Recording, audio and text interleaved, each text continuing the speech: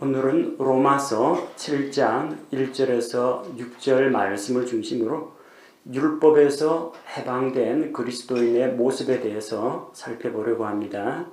자, 오늘 특별히 이제 율법에서 해방된 우리의 신분에 대해서 알아듣기 쉽게 법률을 가지고 이야기합니다.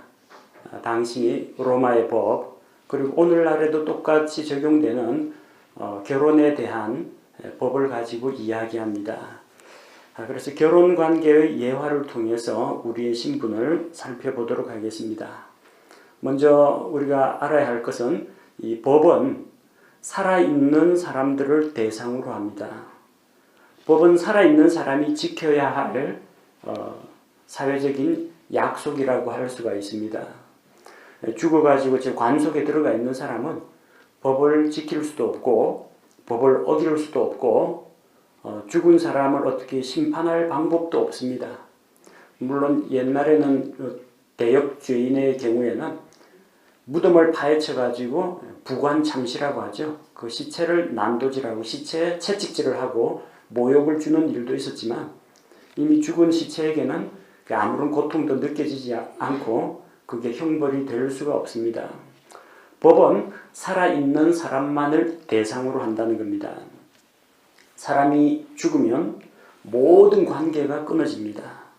혈연관계, 지금 살아있는 동안에는 아버지, 어머니, 아들, 딸, 형제, 남매 이런 관계가 형성됩니다만 죽고 나면은 그 관계가 아무런 의미가 없습니다. 물론 마음속으로는 여전히 돌아가신 아버지 이렇게 생각할 수는 있겠지만 실제로 아버지 아들과의 관계가 법적으로 유효하지 않다는 겁니다. 살아있는 아버지, 살아있는 아들 사이에 부자 관계가 있는 것이지 죽으면은 어떤 법적인 효력은 없습니다. 죽은 아들에게 재산을 물려줄 수 있습니까? 못합니다. 돌아가신 아버지에게 우리가 어떤 효도를 할 수가 있습니까? 못합니다. 죽음은 이 모든 관계를 끊어놓습니다. 친한 친구, 죽기까지 사랑하고 신뢰하는 친구가 있을 수 있습니다. 그러나 죽고 나면은 친구 관계도 끊어집니다. 죽어가지고 땅속에 묻혔는데 언제 만나가지고 식사를 한번 하겠습니까? 커피를 마시겠습니까? 아무것도 못합니다. 마음속에 영원한 친구로 남아있을 수는 있겠죠. 그러나 어떠한 친교 활동도 할 수가 없게 됩니다. 고용관계 마찬가지입니다. 죽은 사람 보고 회사 나와서 일하라고 할 수가 없습니다. 죽은 사람에게 월급 지급이 안 됩니다. 채무보증관계 마찬가지입니다. 살아있을 때 빚을 갚아라 하고 채권자가 쫓아다니지만 죽은 사람한테 돈 내놔라고 할 수는 없는 일입니다. 죽으면은 그 사람은 돈을 갚아야 할 의무에서도 해방되어 버립니다. 이 세상에서 누리던 모든 법적인 권리, 법적인 의무가 죽음과 함께 사라집니다. 법은 사람이 살아있을 때에는 구속력을 가지고 있지만 죽으면 영향력을 행사하지 못합니다. 법의 심판을 받기 위해서 검찰 조사를 받던 정치인들 혹은 기업인들이 압력을 이기지 못해가지고 자살을 하는 사례들이 종종 있습니다. 참 안타깝게 생각합니다.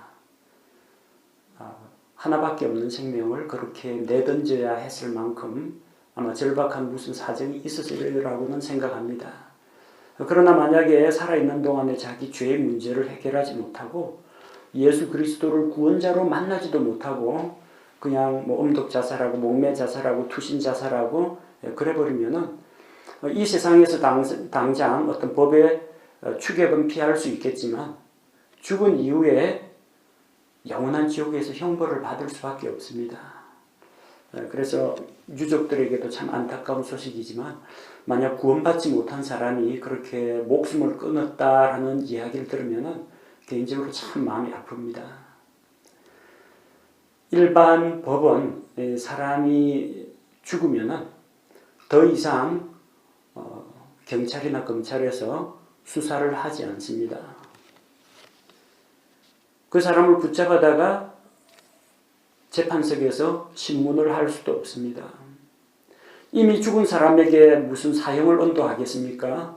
이미 죽은 사람에게 징역형을 선고하겠습니까? 아무도 못합니다. 죽으면 법의 구속력에서 벗어난다는 겁니다. 자, 그 중에 이제 우리가 알고 있는 법 중에 하나가 결혼 언약에 대한 법입니다. 유대인의 율법도 마찬가지고 로마의 법도 마찬가지고 오늘날 대한민국의 법도 가정은 한 남자와 한 여자의 혼인 언약으로 맺어진 사이입니다. 우리 옛날 조상들 가운데에서는 남자가 이제 욕심을 부려가지고 아내를 열어두는 그런 경우도 있었고, 부인이 아이를 낳지 못할 경우 첩을 두어가지고 첩의 아들을 얻는 그런 일도 있었습니다만, 법률적으로는 성경적으로나 법률적으로나 일부일처 제도입니다. 한 남자와 한 여자, 남편과 아내가 부부가 됩니다. 이게 혼인 언약으로 맺어진 사이입니다. 언제까지 결혼 언약이 유효한가? 결혼식장에서 주례 선생님들이 자주 이야기합니다. 검은 머리 팥불이 될 때까지 오래오래 행복하게 살라고 합니다. 결혼 주례가 조금 잘못됐습니다. 저는 항상 주례를 쓸 때마다 죽음이 두 사람을 갈라놓을 때까지 이 결혼 언약은 유효하다. 그때까지 신실하라고 이야기합니다. 요즘 들어가지고 황혼 이혼이 많이 늘었다고 합니다. 젊었을 때는 남편이 술 먹고 주사 부리고 때리고 막 행패 부리고 그다음 뭐 바람 피고 부인에게 몹쓸 짓을 많이 합니다. 근데 나이가 들면요, 이 호르몬 분비도 달라지고 남자들은 순해지고 여자들은 이제 여성 호르몬 분비가 줄어들고 남성성이 강해집니다. 그래서 이제 부인들 권세가 좀 세져요. 나이 들면은 남자는 혼자 살아가기가 대단히 어렵습니다. 근데 홀로 대신 이 부인들은, 자매들은 또 꿋꿋하게 또 잘 살아가는 것을 봅니다. 그래서 젊을 때는 남편에게 내놓고 살고, 애들 대학이나 가거든 이혼해야지, 애들 시집 장가나 보내고 이혼해야지 하다가 나중에 남편 늙어갖고 힘 못 쓸 때 남편을 버립니다. 황혼 이혼이 무섭습니다. 왜 그렇습니까? 주례 선생님이 검은 머리 팥불이 될 때까지 라고 이야기했으니까 머리에 흰머리 나기 시작하면 이제 슬슬 이제 배신을 할 조짐이 보입니다. 또 늦바람이 무섭다고 황혼 이혼 같은 것들이 황혼 불륜이나 이혼이 많이 늘어나는 추세라고 합니다. 근데 우리가 분명히 알아야 할 것은 주례 선생님이 뭐라고 말씀하시건 성경에서 말하는 결혼 언약의 유효기간은 죽음이 갈라놓을 때까지입니다. 성경에서 보면 결혼은 육체의 결합입니다. 창세기 2장 24절에 그러므로 남자가 자기 부모를 떠나 자기 아내와 연합하여 그들이 한 육체가 될지니라. 두 몸이 연합해서 한 육체라는 겁니다. 하나님이 짝지어 주신 것을 사람이 나누지 못할지니라.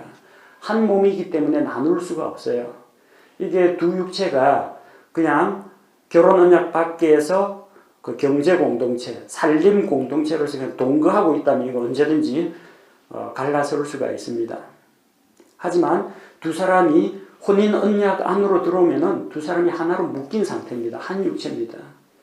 한 육체는 갈라놓을 수가 없어요. 하나이기 때문에. 둘이서 한 육체가 된다. 육체의 결합입니다. 그럼 언제까지 혼인 언약이 효력을 발휘하느냐? 배우자 중에 한쪽 육체가 죽을 때까지 유효합니다. 둘이 다 죽거나 둘 중에 한 사람이 죽으면 이 혼인 언약은 종료가 됩니다. 그래서 아내는 남편이 살아있는 동안에는 남편에게 메인 몸입니다. 반대도 마찬가지입니다. 남편은 자기 아내가 시퍼렇게 두 눈 뜨고 살아있는 동안에는 죽으나 사나 마음에 들거나 안 들거나 미우나 고우나 아내한테 메인 몸입니다. 딴 데 눈 돌리면 안 됩니다. 딴 데 가서 바람 피면 안 됩니다. 그 불륜이고 대한민국 법에도 불법이고 성경의 법에도 불법입니다. 이거 하면 안 됩니다. 만약에 그녀의 남편이 죽으면은 아내는 남편의 법에서 벗어납니다. 혼인 언약에서 자유롭게 되는 겁니다. 반대도 마찬가지입니다. 아내가 죽으면은, 아내와 사별을 하면은 그 남자는 성경적으로나 대한민국 법으로나 사회의 도덕적 지탄을 받지 않고 당당하게 다른 사람하고 결혼하더라도 아무런 문제가 없습니다. 물론 죽은 남편, 죽은 아내를 잊지 못해가지고 홀로 살겠다. 뭐 그것도 잘하는 선택인데 혹시 마음을 정리하고 또 다른 배우자를 만난다 하더라도 법적으로 문제가 될 일은 전혀 없다는 겁니다. 남편이 죽으면, 아내가 죽으면 혼인 언약은 종료가 됩니다. 3절에 보니까 그런즉 만일 그녀가 자기 남편이 살아있을 때에 다른 남자와 결혼하면 간부라 불릴 터이나 그녀의 남편이 죽으면 그녀가 그 법에서 해방되나니 그러므로 그녀가 다른 남자와 결혼할지라도 간부가 되지 아니함이니라. 그럼 언제 재혼을 할 수가 있느냐? 자기 배우자가 죽으면 재혼이 가능해집니다. 꼭 재혼하라는 이야기는 아니고요. 재혼을 하더라도 법적으로 성경적으로 하자가 없다는 이야기입니다. 사람들은 재혼을 하는 조건을 이혼이라고 생각합니다. 마음에 안 들면 이 사람하고 이혼하고 다른 사람하고 결혼하겠다고 합니다. 그러나 이혼은 재혼을 위한 필요 충분 조건이 아닙니다. 성경적인 입장은 배우자가 죽기까지는 혼인 언약이 유효한 겁니다. 자, 배우자가 죽지 않은 상태에서 그냥 법적으로 그냥 이혼을 했습니다. 상대의 이혼한 아내, 이혼한 남편이 어딘가에 살아 있습니다. 그러면 이 홀로 된 사람은 다른 데 가서 결혼하지 말라는 겁니다. 자기 혼인 언약을 맺은 그 사람이 아직 살아있기 때문에 이혼은 했더라도 혼인 언약이 유효하다는 겁니다. 다시 이야기합니다. 혼인 언약은 한 사람이 죽어야 끝납니다. 이혼을 한다고 해서 혼인 언약이 끝나는 게 아닙니다. 사람들은 우리나라가 이제 서구화되다 보니까 결혼에 대해서 너무 쉽게 생각합니다. 쉽게 만나서 동거하고 마음에 안 들면 헤어지고 뭐 혼인신고도 안 했으니까 뭐 피차 정리할 것 없다. 깔끔하게 헤어집니다. 살아보고 몇 년 살다가 마음에 안 들면 우리 잘못 만난 것 같아. 이혼하고 또 다른 남자, 또 다른 여자 만나려고 합니다. 그러면 세상이 어지러워집니다. 온 땅에 음행이 가득하게 됩니다. 하나님이 말씀하신 결혼 언약은 정말 무겁고 엄중합니다. 내 생명이 끝나거나 사랑하는 아내, 사랑하는 남편의 생명이 끝나야만 이 혼인 언약이 끝나는 겁니다. 아내는 자기 남편이 살아있는 동안에 딴 남자하고 결혼하면 안 됩니다. 물론 가정을 가지고 있는 사람이 여보 나 결혼하고 올게 하고 나가서 결혼하고 오는 그런 법은 없습니다. 여기에는 무엇도 포함이 되느냐면 아내는 이혼한 자기 남편이 살아있으면 재혼하면 안 됩니다. 남편도 이혼한 자기 아내가 어딘가 살고 있으면 재혼을 하면 안 됩니다. 만약에 마음이 바뀌면 다시 헤어진 남편과 헤어진 아내가 재결합하는 것은 허용을 합니다. 근데 그 남편이나 아내가 다른 데 가서 새 살림 차렸다. 그러면 원래 남편, 원래 아내에게는 돌아오지를 못합니다.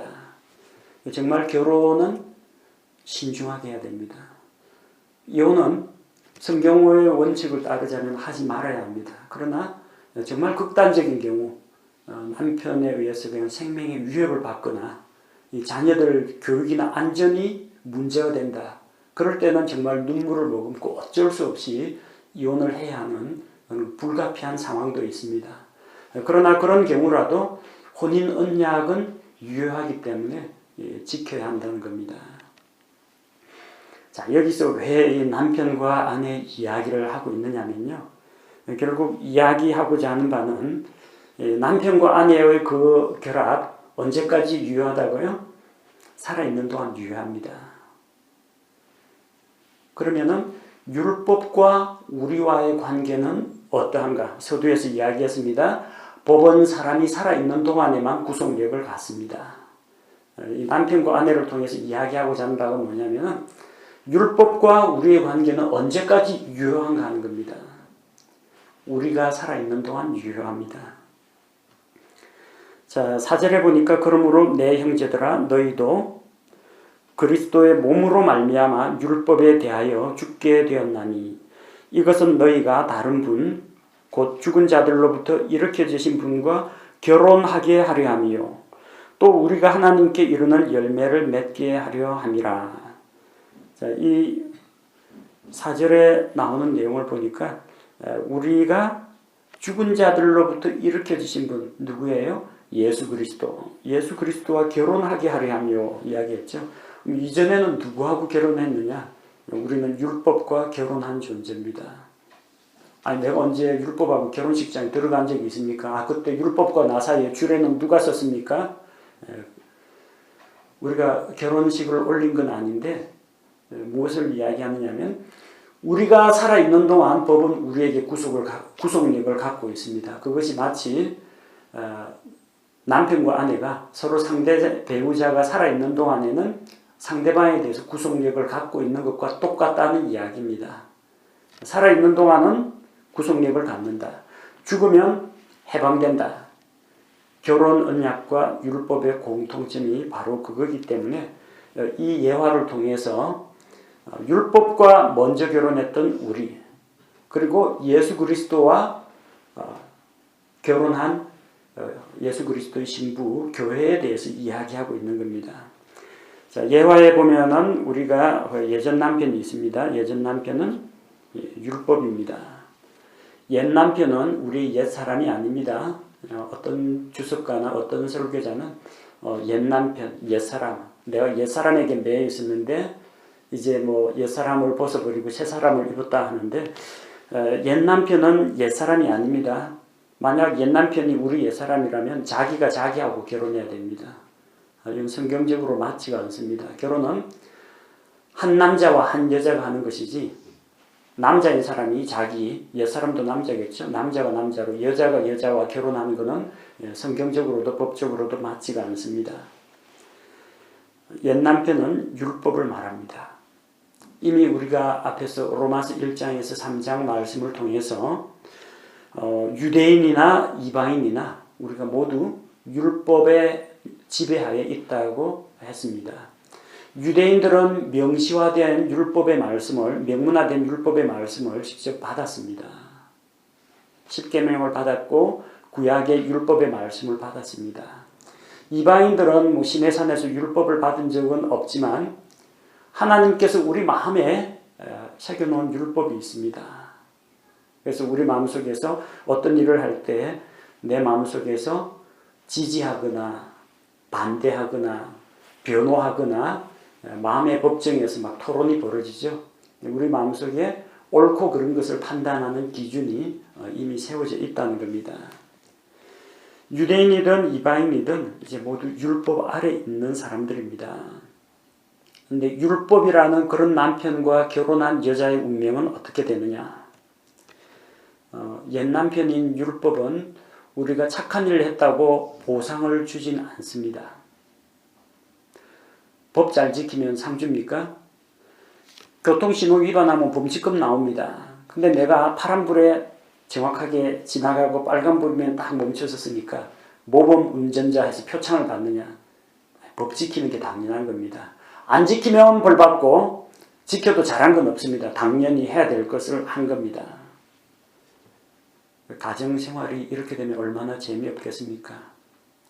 아내가 정성껏 밥을 지어가지고 밥상을 차렸는데 남편이란 작자가 당연하다는 듯이 퍼먹고 돌이나 씹히면은 막 화를 내고 때리려고 하고 반찬이 마음에 들면은 괜찮네 하고 그냥 혼자 칭찬도 안 하고 혼자서 먹고 반찬이 뭔가 조금 자기 입맛이나 자기한테 안 맞다 그러면 막 잔소리하면서 부인을 때리고 야단치고 하면요 부인 살아가는 하루하루가 괴로울 겁니다. 열심히 청소해놓고 열심히 남편을 위해서 지극정성을 다 했는데 한 가지만 딱 눈에 삐딱한 게 딱 들어오면 이리 와봐 해가지고 그냥 그 자리에서 바로 남편이 응징을 해버린다면 하루하루 살아가는 것이 지옥 같을 겁니다. 율법이 그래요. 율법이에요. 율법 잘 지킨다고 해서 상 안 줍니다. 근데 어겼다 하면 가차없이 이 사악한 죄의 삭슨 사망, 심판과 정죄가 쏟아집니다. 또 그게 용서가 안 돼요.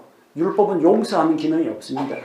차곡차곡 쌓입니다. 옛날에 무슨 죄 지었고 무슨 죄 지었고 해가지고 나중에 지옥에 가서 죄에 대한 삭슬, 영원한 멸망의 형벌을 받아야 됩니다. 율법은 정말로 엄격합니다.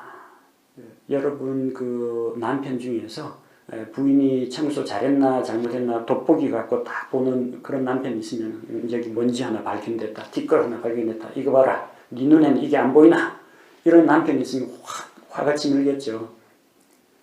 근데 율법은 그게 아니라 현미경 갖다 놓고 봅니다.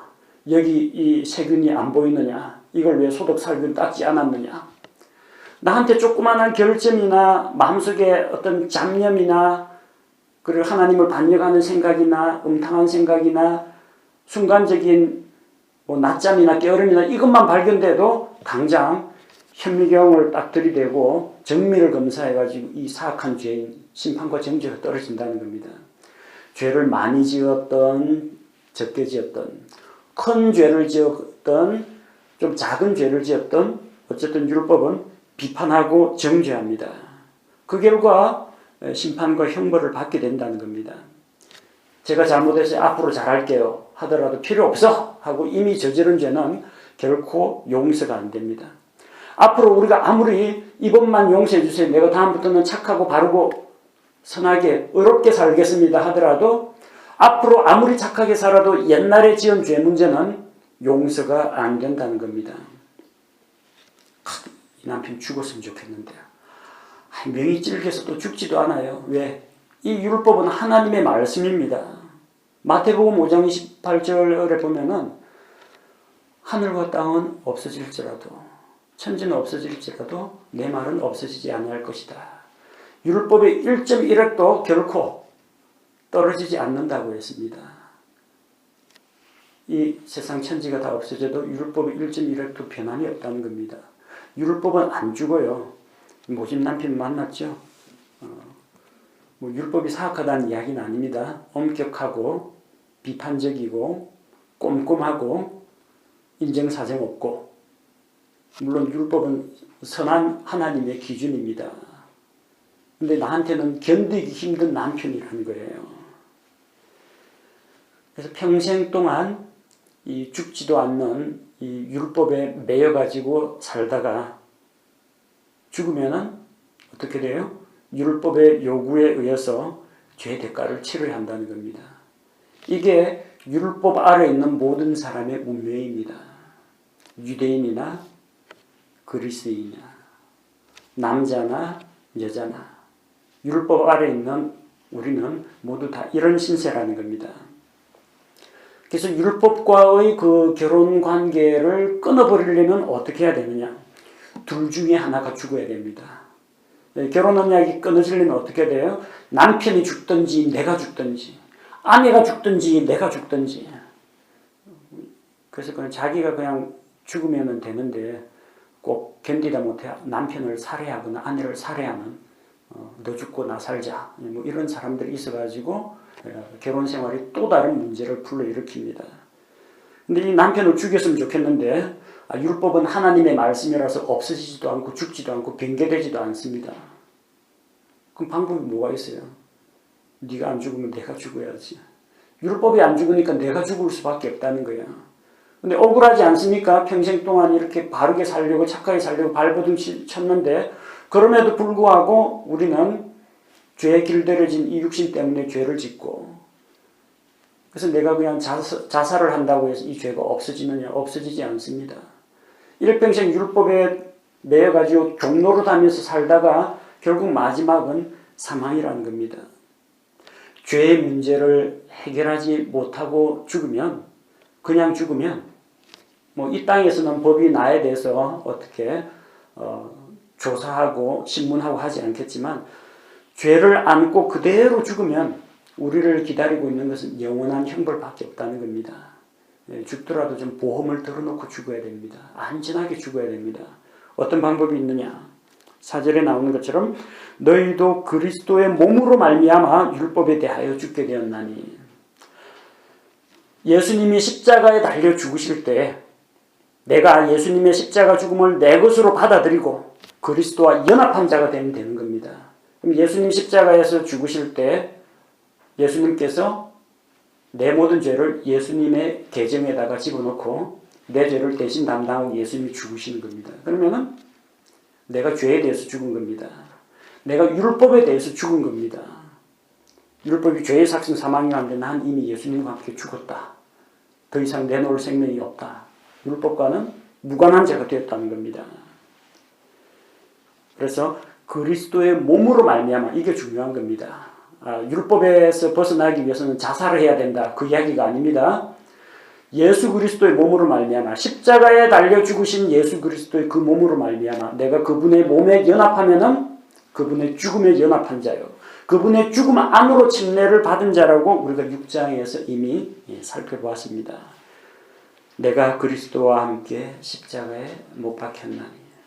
갈라디아서 2장 20절 말씀처럼 내가 그리스도와 함께 십자가에 못 박혀 죽은 것을 믿음으로 받아들여야 한다는 겁니다. 자, 그래서 우리가 믿음으로 그리스도와 연합하여 믿음으로 그리스도와 함께 죽었다면 그리스도와 함께 심겼으면 그리스도와 함께 뿌려졌으면 그리스도 안에 있는 죽음 안으로 침례를 받았으면 6장에서 우리가 뭘 봤습니까? 그리스도와 함께 새 생명 가운데 일으켜질 것이요 그리스도와 함께 다시 살 줄을 믿노니. 그리스도와 함께 부활합니다. 내가 그리스도와 연합했다는 것은 십자가의 죽음에만 연합한 것이 아니라 예수 그리스도의 부활에 연합한 자가 되었다는 겁니다. 이제 율법과의 결혼관계는 내가 그리스도와 함께 십자가에 못 박혀서 죽었기 때문에 법은 사람이 살아있을 때만 간섭합니다. 이 율법이라는 남편도 이게 죽어버렸으니까 우리가 죽어버렸으니까 혼인언약이 깨졌어요. 그러니까 우리가 다른 데 시집 장가가도 전혀 문제가 안 된다는 이야기예요. 누구하고 결혼하느냐? 뭐라고 되어 있어요? 너희가 다른 분, 옛날에는 율법하고 결혼했는데 이제는 다른 분, 곧 죽은 자들로부터 일으켜지신 분과 예수님과 결혼하게 하려 함이요. 이제 우리는 새로운 남편 예수 그리스도와 결혼하게 된 신분입니다. 교회는 예수 그리스도의 신부입니다. 옛 남편하고 비교하면은 얼마나 좋은지 모릅니다. 옛 남편은 좋은 거 다 해줬는데도 고맙다는 말, 감사하다는 말, 칭찬, 보상 하나도 안 줬는데 예수 그리스도 우리의 남편은 우리가 마음을 다해 믿음을 다해서 믿음으로 하나님을 기쁘시게 하면은 칭찬과 보상과 격려가 따릅니다. 내가 죄나 실수를 범할지라도 남편이 네 죄값은 내가 대신 다 책임진다, 담당한다. 남편이 다 하나님 앞에서 다 커버해 줍니다. 하나님의 공의 앞에서 우리를 지켜줍니다. 내가 너 죄 때문에 죽었으니까 내가 너를 지켜주마, 보호해 줍니다. 우리가 유혹에 못 이겨가지고 실패하고 넘어져도 이 보잘것없는 사악한 기껏 지를 위해서 십자가에서 죽어줬더니 하면서 야단을 치는 게 아니라 가슴 아프게 생각하고 그 자리에 함께 계셔주시고 우리를 일으켜주시고 진흙구렁이에서 구덩이에서 다시 건져내 주시고 깨끗하게 씻겨서 새롭게 해주시고 다음부터는 그러지 않도록 영적으로 무장시켜 주시고 성장시켜 주는 그런 남편이라는 겁니다. 율법이라는 남편에 비해서 이 새 남편 예수 그리스도는 정말 비교할 수 없는 은혜와 축복입니다. 그래서 이제 우리가 예수 그리스도와 결혼해서 하나님께 이르는 열매를 맺게 되었다는 겁니다. 옛날은 지나갔습니다. 새날이 왔습니다. 5절과 6절에 우리가 살펴보면 5절은 우리의 과거를 이야기합니다. 육신 안에 있었을 때, 우리가 그리스도 안에 있을 때, 하나님 안에 있을 때 말고 육신에 속한 자가 되었을 때, 그때는 어떠했습니까? 율법이 우리를 주관했습니다. 율법으로 말미암는 그 죄들의 활동이 우리 지체 안에서 일을 했다고 했습니다. 율법이 하는 일은 뭐냐면 죄가 무엇인지 밝히 보여줍니다. 살인과 간음과 탐욕과 거짓과 이것이 죄다라는 걸 보여줍니다. 율법이 너는 탐내지 말라 하지 않았더라면 내가 탐심이나 탐욕을 알지 못했을 겁니다. 근데 이것은 죄다, 그러니까 하면 안 된다라고 율법이 일러주긴 합니다만 죄를 안 짓도록 보호해 주지는 못합니다. 하면 안 돼, 하면 죽어, 그까지입니다. 내가 만약 그런 실수나 잘못을 저지르면 그 죄를 용서하는 법은 절대 없습니다. 하나님의 법은 엄중하기 때문입니다. 율법으로 말미암은 죄들의 활동이 뭐냐면 우리가 율법을 통해서 죄를 알게 된다는 겁니다. 근데 죄의 본성을 가지고 있는 우리의 육신은 쉽게 죄의 유혹에 빠진다는 겁니다. 그래서 율법이 우리로 하여금 죄를 짓게 하는 건 아닙니다. 율법에 의해서 죄가 무엇인지 더욱더 분명하게 드러나게 되고 우리가 죄를 깨닫고 죄를 알게 된다는 데 문제가 있습니다. 알게 되는데 죄에 대해서 방어하고 죄를 이기고 승리할 힘이 있는 상태에서 알게 되는 게 아니라 연약하고 무기력하게 죄에 이끌려가는 그런 타락한 본성을 가진 상태에서 죄가 무엇인지 알게 된다는 겁니다. 여러분 태어나서 나면서부터 간음이라는 것이 이런 것이구나 알고 있는 사람은 없죠. 근데 우리는 일반 법에 의해서 또 양심의 법에 의해서 교육에 의해서 간음은 나쁘다, 도둑질은 나쁘다 이걸 자꾸 배우고 압니다. 잘 배웠으니까 안 하겠죠. 근데 배워서 알게 됩니다. 도둑질은 남의 물건을 훔쳐서 자기의 소유로 만드는 것이구나. 간음은 성적인 쾌락을 위해서 다른 사람의 육체를 사악한 방법으로 취하는 것이구나. 거기서 욕심이 무엇이고 쾌감이 무엇이고 남의 것을 빼앗는 것이 무엇인지 자기에게 금전적으로나 정신적으로나 이득이 되는 게 무엇인지 다 이렇게 배워서 알게 됩니다. 법이 있다는 게요. 사람 바르게 살라고 하는 그런 법인데 이렇게 하면 안 된다라고 했는데 이렇게 하면 안 된다. 뭘 하면 안 된다고? 여기에 또 우리가 꽂히게 됩니다. 부정적인 것은 참 떨쳐버리기가 힘들어요. 음탕한 생각하지 마라고 했는데 음탕한 생각하지 말아야지. 음탕한 생각 어떤 게 있을까? 생각하고 머릿속에 막 상상의 나래가 퍼지죠.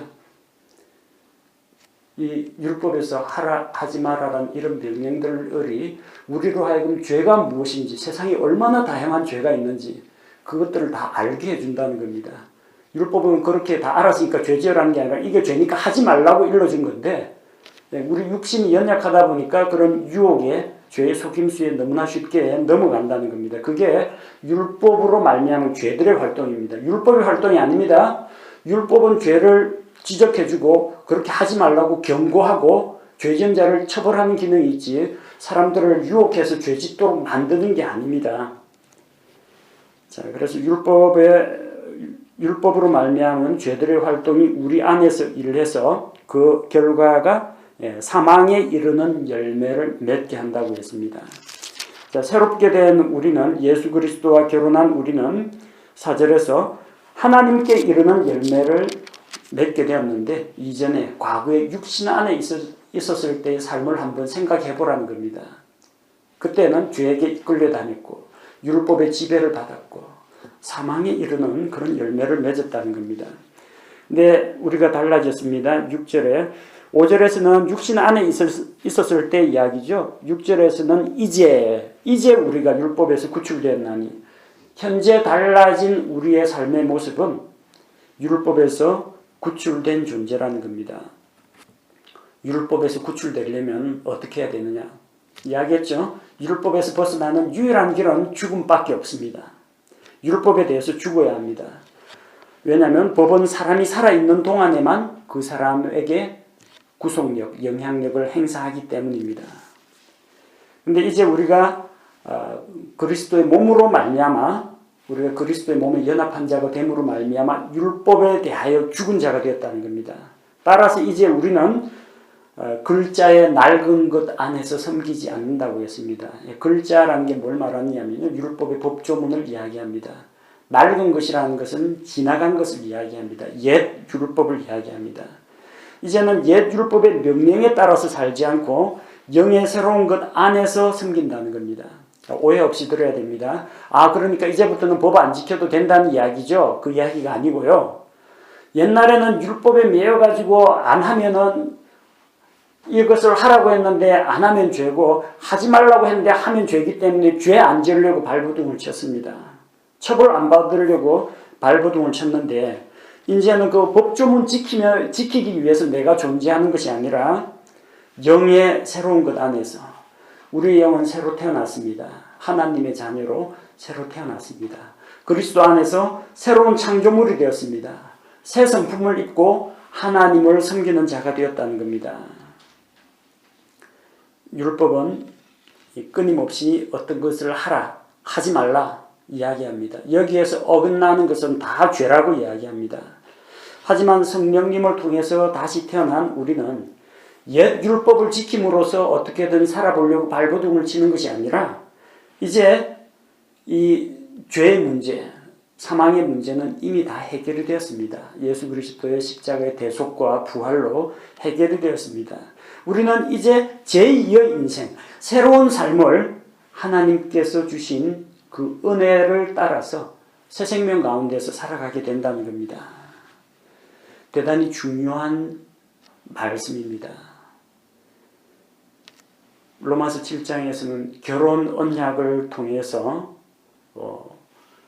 율법에서 해방된 그리스도인의 삶의 모습을 조명해주고 있습니다.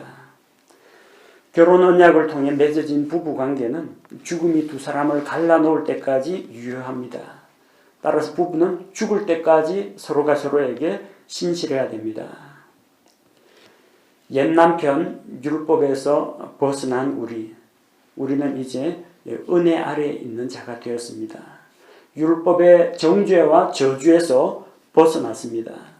죄에 대한 책망과 심판과 형벌로부터 자유하게 되었습니다. 이제는 믿음으로 수고하여 얻은 열매에 대해서 새로운 남편 우리 주님으로부터 칭찬과 보상을 받게 되고 우리의 허물과 죄는 예수님의 십자가의 피로 모두 다 씻어주시고 연약하고 추한 우리를 깨끗하게 씻기시고 거룩한 삶에 이르도록 주님께서 인도해 주신다는 겁니다. 따라서 우리의 삶은 이제는 율법 법조문 지키려고 바둥바둥해서는 안 됩니다. 법을 지키지 말라는 이야기가 아닙니다. 근데 율법의 법조문 지키려고 하다 보면은 언제나 넘어지는 일이 생깁니다. 사람들은 죄냐 아니냐 그거 가지고 고민을 합니다. 왜? 죄면 하지 말고 죄 아니면 하려고. 어릴 때 우리 아들이 차도하고 인도 사이에 있는 그 경계석 있죠. 자동차 넘나들지 못하도록 경계석을 높이 좀 박아놨어요. 그 위에 올라가지 아슬아슬하게 줄타기 합니다. 까딱 잘못하면 차도로 떨어지고 까딱 잘못 기울어지면 인도 안으로 떨어집니다. 그 차도로 떨어질 수 있으니까 하지 말라고 해도 안 떨어졌잖아요 하면서 아슬아슬하게. 둘째 아들은 안전하게 인도 안쪽 저기 벽 쪽으로 걷습니다. 손해볼 짓은 안 합니다. 근데 죄냐 아니냐 하다 보면 꼭 죄 쪽으로 기울어지게 됩니다. 그거보다는 넉넉하게 안전한 도로 안쪽으로 걸으면 안전합니다. 삶의 수준이 우리가 이제 율법을 지키느냐 마느냐 이게 율법의 죄가 되느냐 안 되느냐 법에 저촉되느냐 안 되느냐 살다 보면 항상 그 수준밖에 안 됩니다. 간신히 죄 안 짓는 수준으로 살려고 하다가 결국 가끔가다 죄 짓는 그런 삶을 살게 됩니다. 율법의 법조문을 섬기면 그렇게 됩니다. 영의 새로운 것 안에서 섬기라는 겁니다. 내가 자동차 운전을 하면서 교통 질서를 지키는 이유가 뭡니까? 처벌 안 받으려고? 신호 위반해가지고 범칙금 통지서 날아오고 내가 왜 속도를 준수하느냐? 과속하면은 나중에 카메라에 찍혀서 벌금 물기 때문에 그런 수준으로 인생을 사는 사람은 대단히 피곤합니다. 그보다는 나의 안전과 다른 사람의 행복을 위해서 내가 법과 질서를 지키면 그건 안전합니다. 여러분 똑같은 행위를 하더라도 처벌 안 받으려고 바둥바둥 살아가는 인생이 되지 말고 은혜 안에서 자유를 누리는 삶을 살아야 됩니다. 예배 참석 마찬가지입니다. 주일 성수 안 하고 또 예배 빼먹으면 하나님이 내가 낚시터 갔는데 날벼락을 내리실 거야. 하는 수 없지. 하나님 진노를 다스리려면 예배 시간 들어가야지. 내가 만약에 헌금을 안 하면은 어느 목사님이 저주한 것처럼 헌금 떼어 먹으면 황충이 와서 그걸 다 먹어버리고 꼭 헌금 떼먹은 만큼 재산에 손해가 난다고 했는데 그렇게 안 하려면 하는 수 없지. 하나님한테 뜯기는 것보다 먼저 알아서 내자. 이런 식으로 신앙생활하면 피곤하다는 겁니다. 율법의 법조문을 섬기는 사람입니다. 하나님이 나를 구원해 주셨으니 하나님께 감사와 찬양을 드리러 가야 되겠다. 이런 기쁜 마음으로 나와야 됩니다. 헌금을 드릴 때도 하나님께서 내게 이렇게 많이 주셨는데 그 중에 일부라도 하나님과 다른 사람을 위해서 드리겠습니다. 감사가 우러나서 드려야 됩니다. 내 마음속에 기쁨과 감격이 넘쳐나서 주변의 성도들에게 구제하고 봉사하고 해야지. 또 안 하면은 또 누구한테 찍힐 것 같고 안 하면은 또 사회적인 체면이 어쩌고 저쩌고 이런 거 처벌이 두려워서 사람들의 비난이 두려워서 율법의 법조문을 섬기다 보면 인생이 피곤하고 신앙생활이 피곤하고 아무런 발전이 없습니다. 이제는 우리 율법의 매인자가 아니잖아요. 새 남편 예수 그리스도를 만났지 않습니까? 좀 하다가 도전하다가 실패해도 주님께서 용서하고 받아주시고 내가 작은 것으로 수고했는데 주님께서 크게 기뻐하면서 많은 것으로 안겨주시는 그런 복을 누리려면 은혜 안에서 기쁜 마음으로 자원해서 그렇게 하나님을 섬기고 다른 사람을 섬기고 우리가 신앙에서 자유를 누릴 필요가 있습니다. 방종의 자유가 아니라 은혜 안에서 자유를 누리는 삶이 우리 그리스도인의 삶이 되어야 합니다.